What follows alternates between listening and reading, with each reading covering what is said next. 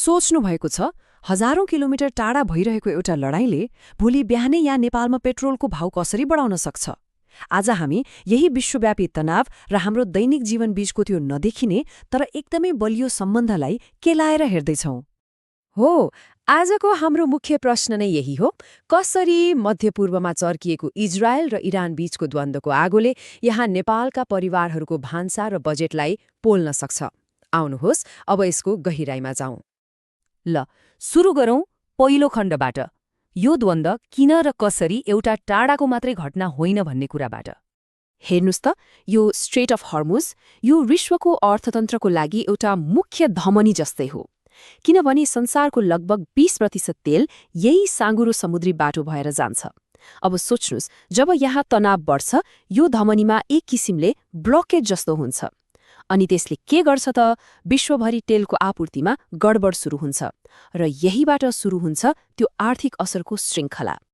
अब त्यो विश्वव्यापी असरको एउटा पाटो त भयो, तर अर्को अझै महत्त्वपूर्ण पाटो छ जुन सिधै नेपालसँग जोडिन्छ। त्यो हो हाम्रो अर्थतन्त्रको मेरुदण्ड, रेमिटान्स। यो चार्ट हेर्दा हाम्रो अर्थतन्त्रको एउटा तितो तर यथार्थ चित्र देखिन्छ। हाम्रो जीडीपीको एक ठूलो हिस्सा रेमिटेन्सले धानेको छ। यो हाम्रो लागि मेरुदण्ड पक्कै हो, तर यति धेरै निर्भरताले यही मेरुदण्डलाई एकदमै संवेदनशील पनि बनाउँछ। मतलब सानोतिनो झट्काले पनि ठूलै असर गर्न सक्छ। र ती नेपाली कहाँ छन् त? मुख्यतया Qatar, Saudi Arab, UAE, Kuwait जस्ता खाडी मुलुकमा।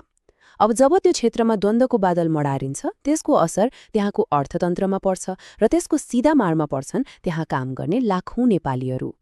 मतलब त्यो भू-राजनैतिक तनावले त्यहाँका ठूला निर्माण परियोजनाहरू सुस्त बनाइदिन सक्छ, जागिर कटौती हुन सक्छ, तलब समयमा नआउन सक्छ। अनि खाडीमा ढिला भएको तलबको असर यहाँ नेपालको गाउँको घरमा चुलो बल्न गाह्रो हुने अवस्थासम्म आइपुग्छ। ल, यो त भयो रेमिटेन्सको कुरा।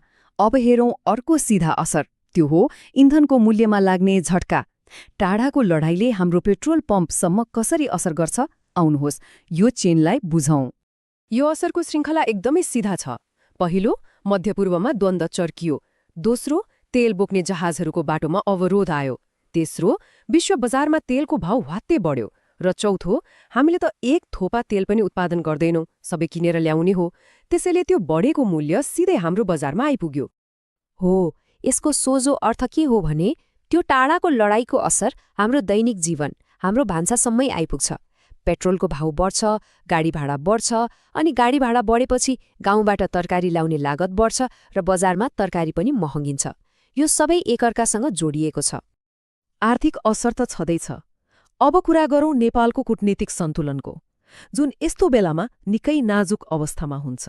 कुरा के छ भने नेपालको कूटनीतिक सम्बन्ध इजरायलसँग पनि छ अनि इरानसँग पनि छ। अब यस्तो अवस्थामा नेपालले कसैको पक्ष लिने कुरा आउँदैन।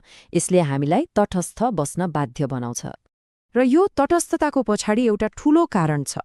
सरकारको पहिलो प्राथमिकता भनेको कुनै देशको पक्ष लिनु होइन, बरु ती द्वन्द्वग्रस्त क्षेत्र र त्यसको वरपर काम गरिरहेका लाखौं नेपालीहरूको सुरक्षा गर्नु हो। त्यसैले नेपालले सधैँ शान्तिपूर्ण समाधानको लागि मात्रै आह्वान गर्छ। ल, अब यी सबै कुराहरूलाई जोडेर हेरौँ। यसले आजको यो जोडिएको संसारमा हाम्रो वास्तविकता के हो त्यो प्रश्न पार्छ। इजरायल-इरान तनाव जस्ता घटनाहरूले वास्तवमा हाम्रो अर्थतन्त्रको कमजोरीलाई ऐनामा देखाए जस्तै हो। पहिलो, रेमिटेन्समाथिको अत्यधिक निर्भरता। दोस्रो, इन्धनको लागि पूर्ण रूपमा परनिर्भरता। र तेस्रो, हाम्रो अर्थतन्त्रमा विविधीकरणको कमी। यी तीन कारणले गर्दा हजारौं किलोमिटर टाढा चलेको सानो हावाले पनि यहाँ ठूलो कम्पन ल्याइदिन्छ।